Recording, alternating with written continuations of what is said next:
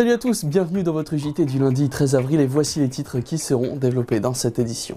Ce week-end, c'est le patrimoine maritime qui a été mis à l'honneur avec tout d'abord le 20e anniversaire de la fête de la Matelote.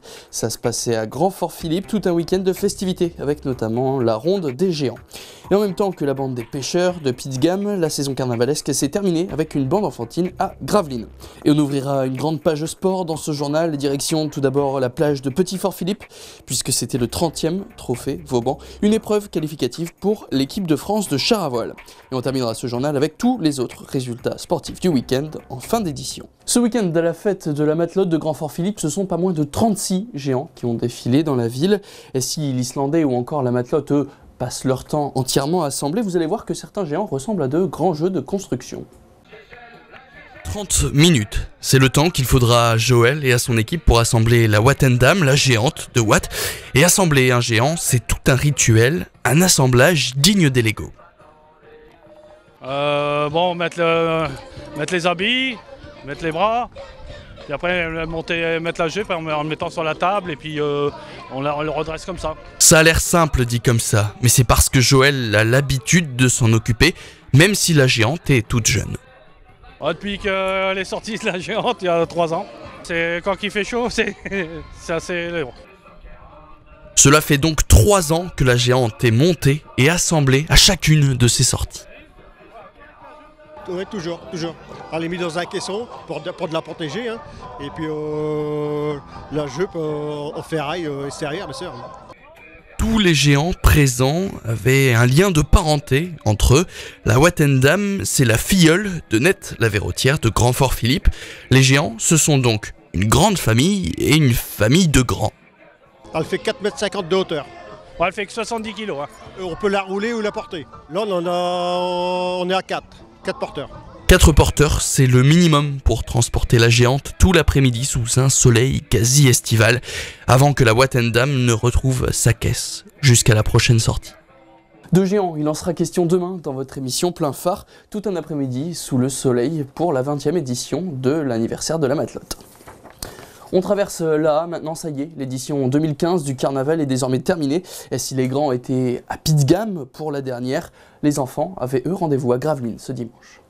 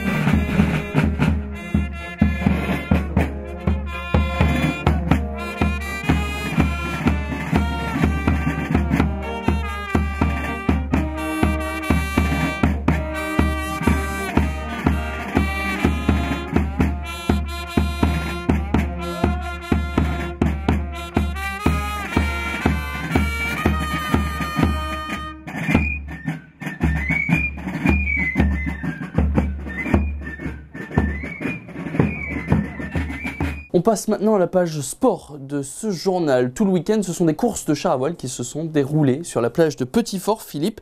2 jours de course donc pour le 30e trophée Vauban. Une trentaine de pilotes qui ont concouru tout le week-end. Un trophée très important pour eux et en plus, ils avaient de la chance puisque la météo et surtout le vent étaient avec eux. Concentrés, les pilotes viennent de toute la France. Chaque corde, chaque nœud est vérifié plusieurs fois. Ne rien laisser au hasard, ne rien laisser au gré du vent. Le soleil, bon, ma foi, on est au mois d'avril, donc on s'en plaint pas, ça va pour l'instant. il nous faut du vent. Donc là, il est au rendez-vous. Et là, je pense que les pilotes, ils s'éclatent un peu là. Et en plus, c'est pas du vent régulier, c'est rafaleux, etc. Il faut être vraiment vigilant, il faut être concentré au niveau de sa machine.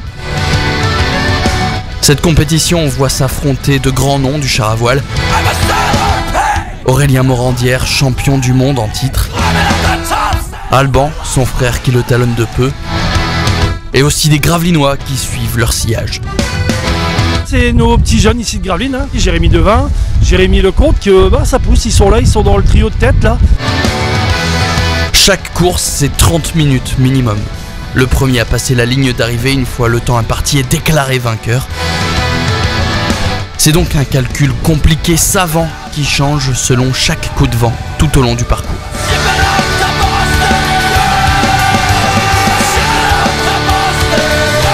J'ai mis 3 bouées en place, une plus vers la, on va dire, la centrale, une vers la jetée, une sur le polder, comme ça permet aux pilotes d'avoir tous les bords possibles. Et là, il y a beaucoup de recherche, du sable mou, de la lecture de plage, parce que bon, la plage ici à Gravelines, c'est spécial, il faut savoir lire une plage, éviter le mou, éviter des bâches d'eau, etc. Donc ça, les pilotes, ils aiment bien, quoi. Tous les points récoltés ce week-end servent aux qualifications en équipe de France pour les prochains championnats du monde. Ce sera en septembre à La Panne. Et sport toujours, on va vous donner maintenant tous les résultats sportifs du week-end et on retrouve pour cela Michel Vière. C'est un week-end qui a plutôt réussi à nos couleurs, on va le voir. Victoire du BCM à Pau, 67-69. Petite victoire de 2 points seulement, mais c'est un succès important dans la course au play-off. Le BCM est aujourd'hui qualifié pour la deuxième phase du championnat. Reste 6 matchs, la dynamique est là. Il n'y a pas de raison que ça ne le fasse pas. C'est fini pour le BCM GG et la poule H de National 3 qui a rendu son verdict. Grâce à sa victoire 75-69 face à Marny, le GG termine 5e avec un bilan positif. Le GG a gagné 13 fois pour 9 défaites. Pour une première à ce niveau, c'est plutôt une réussite. Fort de cette expérience, les joueurs de Guy Régnier doivent faire encore mieux l'année prochaine. Les handballeurs ont eux aussi remporté leur match ce week-end. Bon, remarquez, c'était plus facile. Ils allaient à Rouen, le dernier de la poule. Les joueurs de David Darras ont mené les débats de bout en bout. À la pause, la marque était déjà en faveur de nos couleurs, 13-17. Jérémy Lagouche et Alexandre Rose ont ensuite plié de manière définitive la rencontre, victoire gravelinoise, 31-39. La semaine prochaine, ce ne sera pas pareil, puisque les partenaires de Grégory Pierre se rendront chez le leader, Amiens. En foot, par contre, la messe semble dite. L'USG aura toutes les peines du monde à monter en CFA2. Les joueurs de Stéphane Cléré ont encore gâché cette fois à la maison face à Maubeuge. Match nul, 0 partout. Dommage, il y avait plus que la place et même doublement dommage dans la mesure où le leader Boulogne et son dauphin Béthune ont eux aussi partagé les points. À signaler également la bonne opération de nos voisins launois qui eux continuent de croire au maintien après leur succès face à la réserve dunkerquoise 1-0.